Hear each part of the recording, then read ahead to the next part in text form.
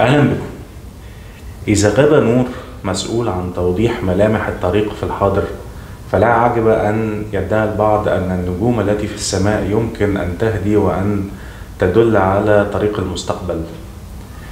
مرة تانية مع الهيئة الوطنية للإعلام ومع طلعت كل سنة ميلادية، طبعا متعودين أن القنوات الفضائية والتلفزيونية بتنزل علينا بسيل من التوقعات عن أحداث السنة الجديدة، اللي منها ممكن يكون عن طريق الأبراج والنجوم وما شابه ذلك، أو عن طريق نبوءات ما تعرفش بالظبط إيه الخلفية بتاعتها. يعني ممكن تكون مثلا أنت برج مش عارف الجدي، مش عارف الحمل، القوس، الكلام ده، أو إن أنت فيعرف بقى إن برج مش عارف، أو الكوكب زحل داخل في البرج بتاعك المرة دي، ولا مش عارف المريخ هيعمل فيك إيه، ويقول لك بقى أنت هيحصل لك كذا وكذا وكذا وكذا في خلال السنة يعني.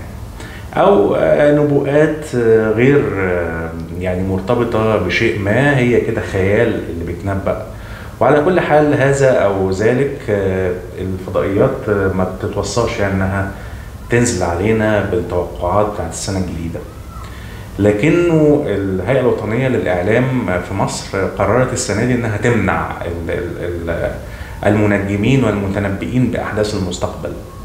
وأنا هنا تاني بتكلم عن دور الهيئة الوطنية أو ما يسمى الهيئة الوطنية للإعلام في الإعلام المصري، وإن أنت قبل ما تقول لي هيئة وطنية للإعلام يجب أن يكون في تصنيف واضح للإعلام الموجه للمصريين. وأنا حسب رأيي الشخصي إنه 3 أنواع. النوع الأول وهو المتحدة للإعلام وقنواتها ووسائلها الإعلامية التلفزيونية والإذاعية والإلكترونية، وهي بتملك يعني مش هعدد القنوات لكن تقريبا بتملك 99% من القنوات المصرية. النوع الثاني وهو MBC.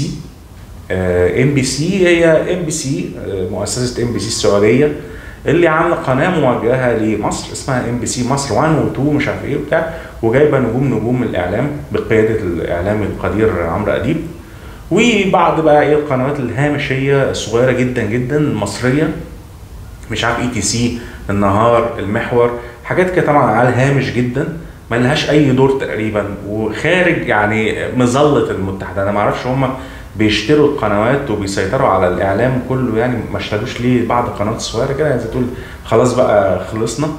ففي بعض القنوات القليله الصغيره اللي هي تقريبا على الهامش. انت بتتكلم مع كيانين، الكيان الاول وهو كيان المتحده للاعلام، والمتحده للاعلام بقنواتها بملاكها هم اقوى بكتير جدا من الهيئه الوطنيه للاعلام. يعني لا تقنعني ولا تحدثني بانه انت لو انت عندك قرار او تنظيم اعلامي معين فانت محتاج ان هو يجي من الهيئه الوطنيه للاعلام. انت ممكن ببساطه ان انت تشكل مجلس امناء، مجلس حكماء، اي حاجه جوه المتحده نفسها اللي بنجهل ملاكها، او يعني مش موضوعنا لكنه ليها ملاك هم اقوى بكتير جدا من اي هيئه ممكن تتشكل او تتعمل لاداره اي حاجه. فانت ببساطه اذا كانت انت عايز تتكلم عن تنظيم اعلامي باي شكل، حتى لما كنت بتكلم عن الرياضه، فانت تكتفي بانك انت بس تتكلم من جوه الشركه نفسها المكونه اللي هي اسمها المتحده، وتتكلم جواها وتكلم قنواتك. يعني هم القنوات الاكثر تاثيرا او اللي هم الاكثر حضورا في القنوات المصريه المملوكه لمصريين، وهي زي تقول هي 99 تقريبا في المية حتى يعني كقيمه تسويقيه او كعدد. حتى باقي القنوات قليله جدا ولا اثر لها وتقريبا ما حدش بيشوفها. فالتأثير أو أي قرار أنت عايز قوله مباشرة، نخلي الشركة المتحدة تعمله، وزي ما بقول بشكل ما، يعني مش عيب. يعني إذا كنا احنا راضيين عن الشكل المكونة منه الشركة دي وما بنتناقش فيه، خلاص يا سيدي، يعني هي مكونة وخلاص، موجودة وخلاص. لكنه أنت عايز تنظم فيها شيء معين أو عايز تنظم الإعلام بطريقة معينة، فلا داعي إن أنت تعمل لي الهيئة الوطنية للإعلام وتتكلم بحماس وتتكلم يعني بنبرة أو بثقة هي غير موجودة من أساسه. يعني أنت أي حاجة بتحاول تفرضها صح أو غلط أو أي حاجة، ما أعتقدش إن هي ليها يعني صدى أو ليها قوة التأثير أو قوة فرض الرأي أو قوة فرض القرار على الشركات أو القنوات المتحدة. على الجانب الآخر أو العنصر الثاني اللي اللي في سوق الاعلام المصري هي قناه ام بي سي. ودي بقى اللي هي المشكله الاكتر او الاكبر او الاسوأ، لانك انت اصلا مالكش سيطره عليها. يعني هي انت لما بتيجي تقول مثلا يا جماعه بلاش نستضيف منجمين ومبشرين ومش عارف ايه علشان السنه ومش السنه والكلام ده كله، هتلاقي يعني قنوات ام بي سي غير ملتزمه بقى تماما.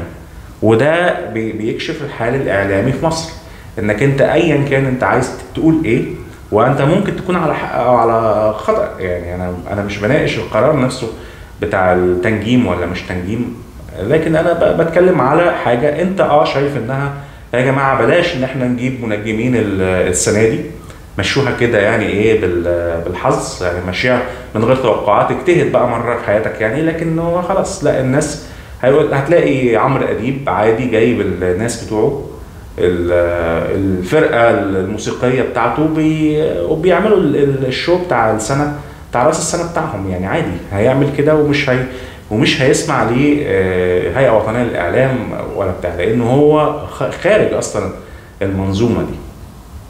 فهي دي اساس اي كلام عن اي اعلام في مصر، رياضي ولا غير رياضي ولا فني ولا اجتماعي ولا سياسي ولا اي شيء، انك انت عندك كيانين هم اللي بيتطحنوا مع بعض لمصالح معينه، احيانا بتلتقي واحيانا بتختلف. كيان المتحده وكيان ام بي سي، الكيانين زي ما شرحت، واحد مش محتاج قوي ان انت تجيب له قرارات من بره، والتاني خارج اصلا اطار السيطره. على ان يعني يبان رؤيه اداره اعلام، او ان انت تحط خيوط او تحط مش يعني جايد لاينز او اسس اعلاميه معينه تقدر انت تمشي الكيانين دول عليها، نقدر ان احنا ممكن ننجم او نتنبأ باي مستقبل. شكرا والى اللقاء.